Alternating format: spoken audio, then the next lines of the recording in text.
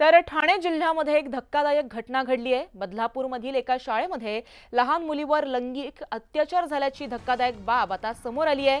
या प्रकरणी शाळेतील कर्मचाऱ्याला पोलिसांनी अटक केली आहे। मात्र इतकं संवेदनशील प्रकरण असून गुन्हा दाखल करण्यास 12 तास लागले।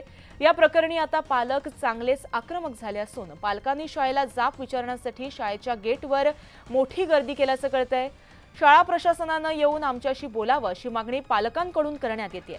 तसंच या घटनेच्या पार्श्वभूमीवर नागरिकांनी बदलापूर बंदची हाक देण्यात आली आहे। या बंदमध्ये रिक्षा चालक, व्यापारी संघटना, शाळा बस चालक देखील सहभागी झाले आहेत।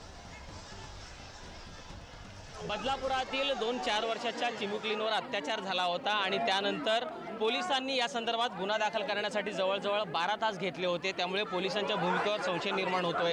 त्याचबरोबर शाळा प्रशासनाने या ठिकाणी CCTV 15 दिवसाचे रेकॉर्डिंग बंद आहे असं सांगितलं होतं। त्याच्यामुळे पालकवर्ग संतप्त झालेला आहे आणि त्यांची मागणी आहे की शाळा प्रशासनावर कारवाई करावी।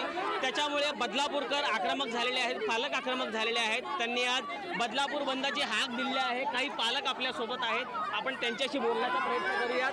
ताई, काय सांगाल, हा जो प्रकार झालाय आज तुम्ही बदलापूरमध्ये घडलेला आहे।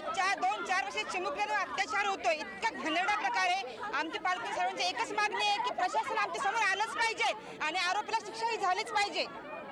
काय सांगाल, तुम्ही देखील आज आलेला आहात? माझी मुलगी पण इथे शाळेमध्ये जाते। आता आम्हाला पण प्रश्न पडला ना, मुलीला पाठवायचं की नाही पाठवायचं। एवढ्या मोठ्या शाळेचं नाव सांगतात, काय त्या शाळेमध्ये CCTV बंद असतात, प्रोटेस्ट नसते। कमिटीला सर्व इथे समोर आहे ना आमच्या, आम्हाला विचारून सुट्टी डिक्लेअर केली। आमच्यासाठी एवढी लोक आणली, ह्यांना माहित होतं ना आम्ही येणार आहोत, मग शाळा प्रशासन का नाही यायचे? अतिशय आक्रमक प्रतिक्रिया आहेत। शाळा प्रशासन अजूनही पालकांसमोर यायला तयार नाहीये, आपलं म्हणणं या ठिकाणी मांडायला तयार नाही। त्याच्यामुळे पालक वर्ग जो आहे तो आक्रमक झालेला आहे।